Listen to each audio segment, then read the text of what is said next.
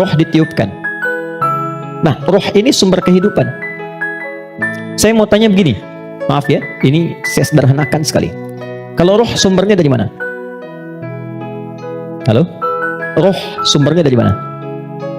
Allah, oke? Baik, sumbernya dari Allah. Tahu dari mana? Quran surah ke-17 ayat 85. Wa yas'alunaka 'anir ruh qulir ruhu min amri Rabbi. Karena roh sumber kehidupan langsung yang ditiupkan pada fisik. Jadi generator kehidupannya di sini. Kalau nggak ada roh, nggak akan bergerak ini. Makanya orang meninggal dicabut rohnya, sudah nggak bisa bergerak lagi. Nah, sumber roh itu sumber kehidupan dari Allah. Baik, sekarang saya tanya, kalau Allah maha baik tidak? Ada aibnya tidak? Ada cacatnya tidak? Lihat, kumpulan semua kebaikan jika dikumpulkan, jujur, sabar, misalnya kan, kalau kita kumpulkan sifat-sifat baik itu semuanya, itu akumulasinya disebut dengan takwa namanya. Karena Allah itu maha baik, nggak ada cacatnya, maka semua yang bersumber dari Allah pasti semuanya baik dan membawa sifat-sifat kebaikan. Perhatikan, fokus. Roh ini ketika ditiupkan masuk ke dalam fisik manusia usia 4 bulan, dia membawa sumber-sumber kebaikan. Karena datangnya langsung dari Allah, diperintahkan masuk, maka membawa akumulasi kebaikan.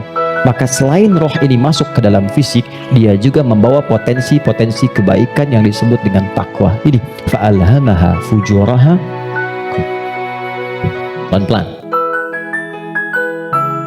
Kalau fisik ini langsung dari Allah atau ada proses dulu? Terbayang nggak maksudnya? Kalau roh itu kan langsung kan, Allah firmankan masuk kan. Kalau fisik langsung tercipta, ada proses dulu. Proses. Tadi kan sampai 4 bulan demikian. Sebelumnya ada proses dan sebagainya. Proses kan? Karena proses didahului dengan ikhtiar, maka tidak sama sifatnya dengan takwa. Dia membawa sifat bawaan disebut dengan fujur. Sekarang perhatikan, saya ilustrasikan. Bismillah. Ini ada gelas. Oke, kosong ya. Ini kalau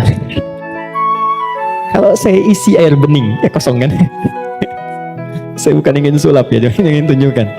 Kalau ini saya isi air bening nih, bening, oke? Bening. Lalu saya campur dengan kopi. Jadi apa warnanya? Oke, berubah warna kan? Intinya hitam misalnya. Saya kasih susu, berubah warna kan?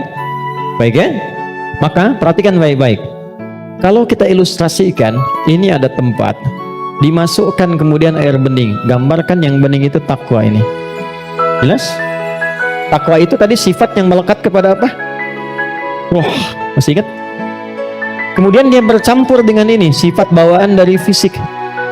Kenapa saya sebut tidak langsung dari Allah, tapi melalui proses ikhtiar yang Allah tetapkan? Karena maaf sekali. Kenapa namanya disebut fujur? Karena ini berkumpul segala macam bentuk di sini. Apakah teman-teman mencari semua yang halal, yang dimasak oleh istri, masuk kemudian ke dalam mulut dan perutnya, dan terkonsumsi oleh janinnya? Apakah dipastikan semua halal? Kalau dia menjadi halal, akan jadi baik. Kalau dia menjadi syubhat, ya akan menjadi bercampur. Kalau dia dari yang haram, akan menjadi kotor. Karena itu yang bersumber di fisik disebut dengan fujur, yang ini pasti baik. Tadi saya katakan, kalau campurannya susu, bening, bagus, nyaman. Tapi kalau campurannya kotor, lumpur dan sebagainya, maka jadi bermasalah. Maka jangan pernah membawa sesuatu yang haram dibawa ke rumah, apalagi dikonsumsi anggota keluarga, karena itu pasti akan merusak dan berpengaruh pada karakter. Karena masuknya ke sini. Itu pasti itu. Pasti. Ini bawaan dari gabungan fisik, sifatnya fujur, yang ini roh membawa sifat takwa. Karena takwa yang bening bercampur dengan fujur, maka merubah keadaan roh. Yang tadinya murni seperti biasa, karena roh membawa sifat takwa, nyampur jadi ini, bercampur dengan fujur, maka merubah nama roh kemudian menjadi nafas. Pelan-pelan.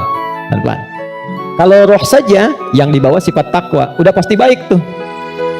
Tapi karena dia bercampur dengan ini, yang bahannya banyak tuh, ya, dan sifat fujur, maka berubah nanti dari sifat yang takwa ini bercampur dengan fujur, merubah nama roh saat masuk ke dalam tubuh, berubah menjadi nafas. Dari sini diserap ke dalam bahasa Indonesia menjadi nafas. ya, maka dikatakan seseorang bisa bernafas ketika rohnya masuk. Tapi dalam keterangan Al-Quran bukan cuma bisa nafas, di situ akan tergabung takwa, potensi yang dibawa oleh roh sebagai sumber kebaikan. Di sini ada fujur, potensi yang dibawa oleh fisik, ya, yang kadang-kadang menjadi lawan daripada sifat kebaikan. Pan, sampai di sini bisa dipahami? Artinya apa? Artinya, maaf, di dalam diri kita ini, siapapun manusianya, pasti ada potensi kebaikan. Itu sifat dasar manusia itu baik. Itu sifat dasarnya. Nggak ada yang nggak baik. Makanya, maaf, sepencuri-pencurinya pencuri, sebetulnya hatinya menolak. Ketika akan mencuri, pasti hatinya menolak itu. Itu salah. Karena itu pencuri nggak mau dicuri.